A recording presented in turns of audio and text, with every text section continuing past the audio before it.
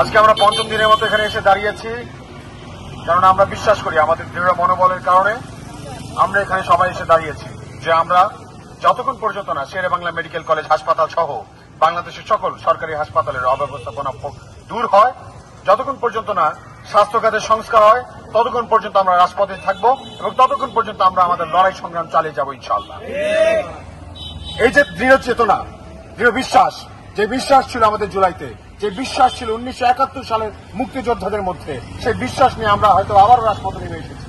আমরা বিশ্বাস করি এবার সংস্কার করি, তারপর আমরা ঘরে ফিরবো ইনশাআল্লাহ। আপনারা জানেন গত 4 দিন যাবৎ এখানে শিক্ষার্থীরা দাঁড়িয়েছিল এবং গতকালকে যেমন দাঁড়িয়েছে ঠিক আজকেও পঞ্চম দিনের মতো এখানে আজকে আমরা শিক্ষার্থীরা দাঁড়িয়েছি। এখানে বরিশাল বিশ্ববিদ্যালয়ের শিক্ষার্থীরা, বিএম কলেজের শিক্ষার্থীরা, বরিশাল মডেল স্টুডেন্ট কলেজের শিক্ষার্থীরা, হাতেম আলী কলেজের শিক্ষার্থীরা, উইমেন্স কলেজের শিক্ষার্থীরা, বরিশাল কলেজের শিক্ষার্থীরা, বিভিন্ন স্কুল কলেজের শিক্ষার্থীরা এসে যুক্ত হয়েছে আমাদের সঙ্গে। এবং এখানে যেহেতু শিক্ষার্থীরা এসে যুক্ত হয়েছে, তাদের সঙ্গে যুক্ত হয়েছে আপামর জনতা, যুক্ত হয়েছে ব্যবসায়ীরা, যুক্ত হয়েছে বিভিন্ন পেশাজীবী মানুষেরা। আমরা বিশ্বাস করি শেরেবাংলা মেডিকেল কলেজ আমাদের প্রত্যেকে, আমরা প্রত্যেকে এখানে সেবা নিতে যাই, আমরা প্রত্যেকে এখানে সেবা নিতে যাব। যাবে আমাদের পরিবার, যাবে আমাদের বাবা, যাবে আমাদের মা, যাবে আমাদের সন্তানাদি।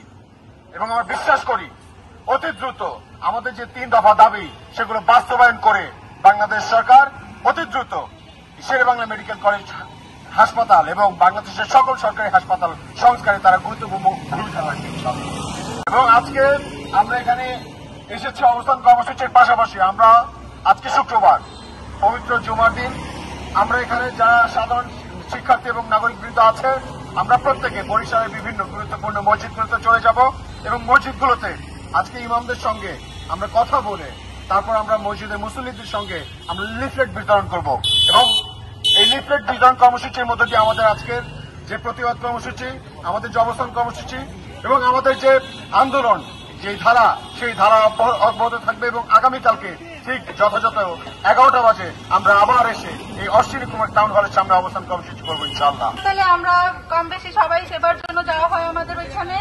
তো ওইখানের যে পরিবেশ পরিস্থিতি সম্পর্কে আমরা সবাই অবগত আছি। ওইখানের পরিবেশটা আসলে কেমন, ওটা আসলে যখন অসুস্থ মানুষের পক্ষে আসলে ওইখানে কোনো থাকার মতন পরিবেশ বর্তমানে নাই। ওইখানের যে দালাল বলেন, সিন্ডিকেটের যে বিগুলো চলে ওইখানে সবকিছু মেলে সংস্কারটা এখন ওইখানে আবশ্যক হয়ে গেছে। সংস্কার ছাড়া ওইখানে চিকিৎসা সেবা যাই বলি না কেন আমরা ওটা আমাদের এখন সম্ভব হয়ে উঠতেছে না। তাই সকলের প্রতি আমাদের আহ্বান যে এই সংস্কারে আমাদেরকে সহায়তা করে আমাদের পাশে থেকে আমরা যেন এই সংস্কারটা আসলে করে উঠতে পারি শেষ পর্যন্ত। এতটুকুই আমাদের চাওয়া সবার কাছে। আশা করি সবাই আমাদের সহযোগিতা করবেন এই ব্যাপারে।